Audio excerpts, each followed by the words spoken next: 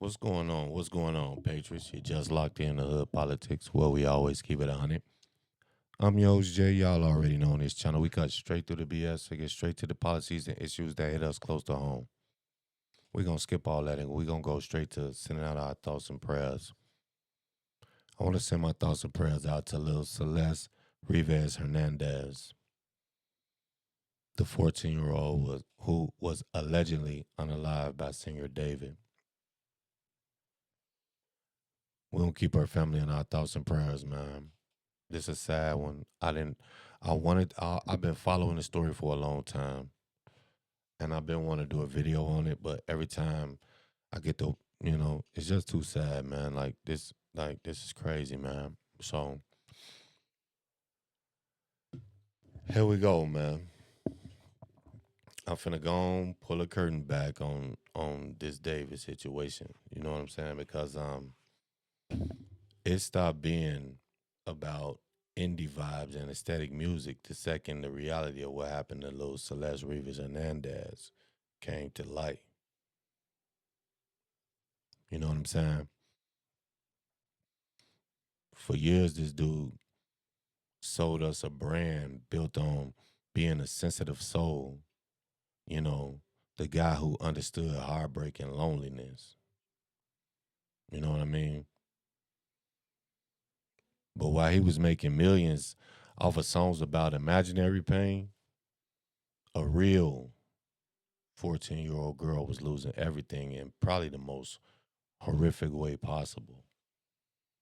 You know what I'm saying? How sick is it to think that, wow, y'all was out there playing what? Here with me on loop. Celeste was allegedly, I almost slipped. Celeste was allegedly being treated like a disposable secret in the front seat of a car. A Tesla. Out of all cars, a freaking electric pieces. This dude, man. This a real this is some real this is why, you know what? I'm blessed. I'm blessed not to because I got a lot of talent. I got a lot of talent. I can read, write music. You know what I'm saying? I'm a songwriter. I could play basketball. You know, I had a lot of talent. And if for some reason, I don't know, I took the dumb route. I went through the streets. But apparently God had a plan for me, man. Because if I would have, I couldn't imagine myself being in Hollywood, man. I couldn't imagine myself being a part of that world up there, man. This whole ish plays out like some Hollywood freaking movie. You know what I mean? It's like the ultimate betrayal of a fan base that look for safety in music. You know, you got a kid who barely a teenager, someone who probably looked to a star like David and saw somebody that she could trust, someone that spoke her language. You know what I'm saying?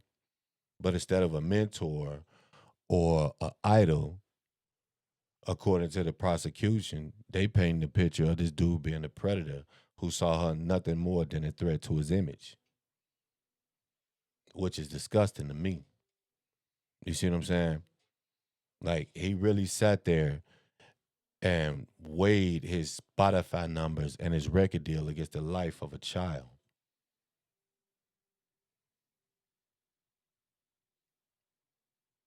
You feel me? He thought his lucrative career was worth more than Celeste's right to breathe.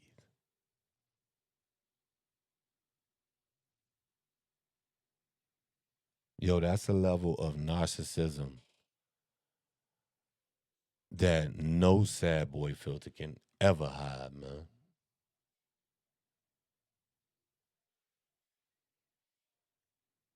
Just the sheer disrespect in the details would make your blood run cold.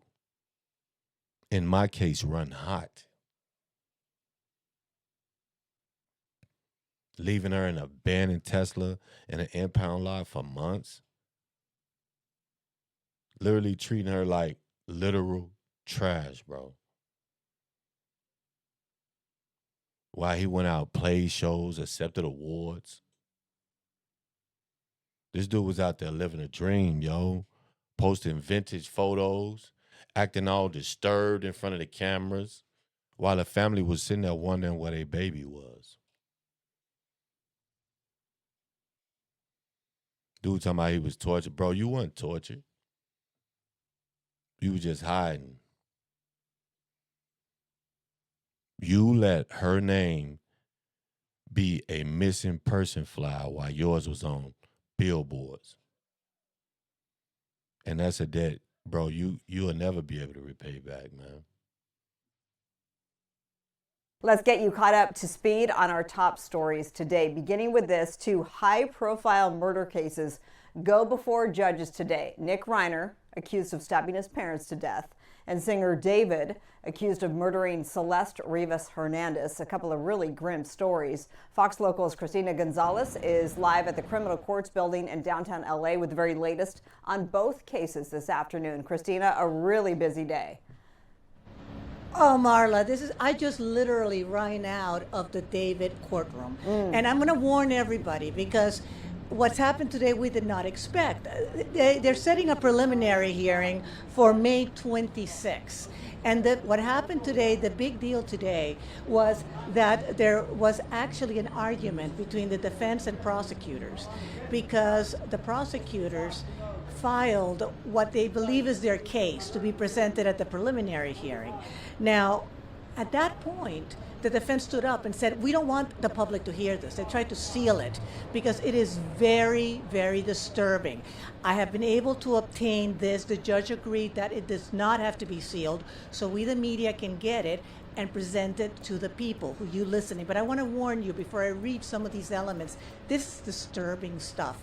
And it's a good reason why they wanted it sealed, the defense. Let me show you some video, but please be aware, I'm going to try to be as tasteful as I can. But in essence, what the prosecution is saying is that David Burke met Celeste Rivas when she was 11 years old and he was 18. They started dating when when she was 13, he was 18, and they started a sexual relationship. Now, they believed her parents found out, took her cell phone away because she kept on running away from. Now, where do y'all think he learned that from? Where do you think he saw that at, man? Where did he think that it was okay for an 18-year-old to be courting an 11-year-old?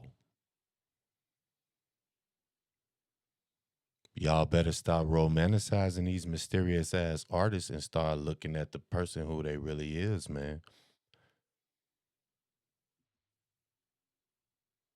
Him, and we've heard about this before, but he actually bought her a cell phone at her junior high school and actually, had it delivered to her. Now, they did have a sex. Now, as a parent, how do you fight that? And it's a legit question. As a parent, how do you fight that? You got an 11-year-old steady running away. You took her cell phone away from her. I don't know why she had one in the first place, but you took her cell phone away from her, and they bring a dude had a cell phone sent up to her school. Like, this dude was a real predator, allegedly. Sexual relationship for quite some time. She ran away. But here is, and I warn you, this is where it gets really crazy. According to the prosecution, the night before they believe she was killed, April 23rd, the night of the 22nd, there was a big fight, and they went back and forth with text messages. She was upset because he was seeing other girls, and she was threatening in those text messages to disclose information about him that would get him in trouble and, quote, ruin his career. So he actually gets an Uber for her, according to prosecutors, and has her delivered to his home that day, April 23rd, to come to the house. He pays the Uber to drop her off, and according to them, that is when he kills her. They say he stabbed her to death, and he actually waited according to this complaint, until she quote unquote bled out. Ah. Then he took her phone, traveled to Santa Barbara, and kept on calling, texting her, saying, "Where are you? Where are you?" As her body is sitting in her house, again, according to prosecutors. I want to underline that David has declared himself not guilty, okay, of all this already in court, of any charges or whatever may happen. So he goes to Santa Barbara, and that's where, according to the complaint, investigators actually found her ID and some of her stuff. Then he returns home, and get ready for this. He starts ordering on Amazon the tools that they say he used to dismember her body, including, and I kid you not, a burn cage and shovels and all kinds of things. Has the stuff delivered, and according to them, because they served a search warrant in his garage, this is where he supposedly did this, he proceeded to dismember her body. Specifically, jarring is taking away her pinky finger because his name was tattooed on it. Again, these are allegations by the prosecution. He has pled not guilty, and this is the case they plan to present at the preliminary hearing on May 26. They say that they have biological evidence, her DNA in the garage, in items left over from the pool, that kind of thing. Now, the defense wanted all this squashed because they said this is prejudicial to him, obviously. The prosecution in court was saying, of course it's prejudicial, it's our case against them. The judge decided, we do not seal this from the public. The defense said, well, how are you not going to taint the jury pool? And what the judge said is, LA is big enough, the jury pool's big enough, and they have enough cases like this that by the time we get to a trial, which probably will be in a few years, the jury pool will be able to find people who are not biased by this. Pop your ass. Pop your ass. Yeah, you did that in California. Young African American male allegedly accused of unaliving and dismembering a 14-year-old Hispanic female little girl. She was born female, but she was a little girl. Yeah, I bet your ass is looking to get up out of there. Now, it goes on. I mean, it is, I'm still reading through this paperwork, and I'm going to have a lot more at 5 o'clock. But, supposedly he drove the Tesla, and purposely he left her and the Tesla at the locations so that her body would decompose, according to prosecutors, thinking that it would be much more difficult for them to tie her to him.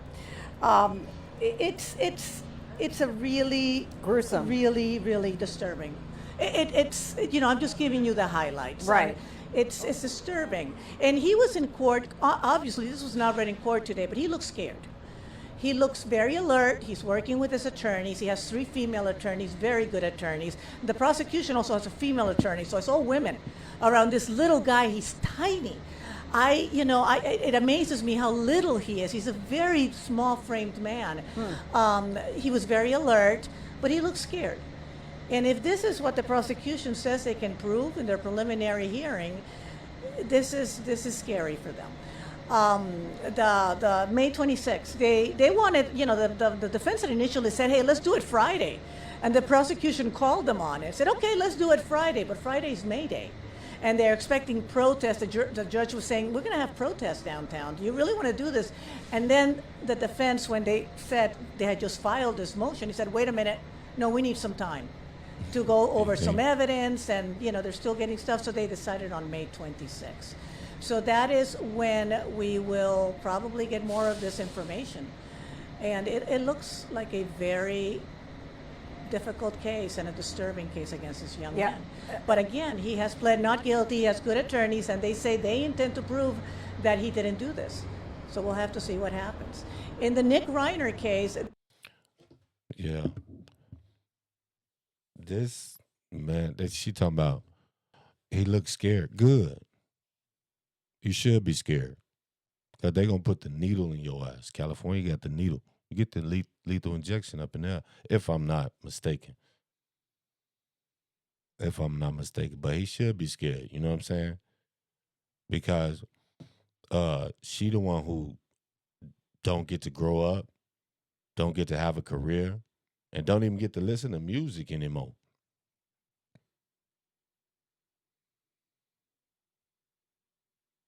Because the person who she listened to allegedly decided that she was a liability.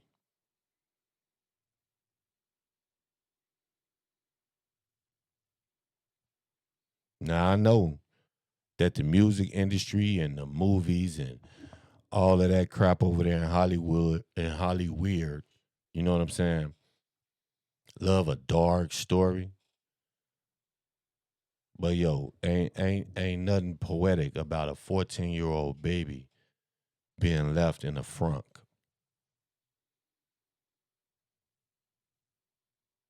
You feel me? So let the career die, let the streams drop to zero, because at the end of the day, David now is just a legal name on the file. But Celeste Rivas Hernandez was a person who deserved a whole hell of a lot more than to be a victim of someone who thought he was too famous to be a decent human being, man. So the lights is finally up, the show is over, and the only thing left is for the truth of what happened to that beautiful baby girl be seen and come to light, and I hope it do soon. This your boy Jay, man. Like and subscribe to my channel. Hit that notification bell. Follow me on TikTok. I'm a big troll over there. Hood Politics 5.1. All my TikTokers, I need y'all over here to show me some support. This your boy Jay from Hood Politics checking in, and I'm checking out. Y'all know how we do it, baby.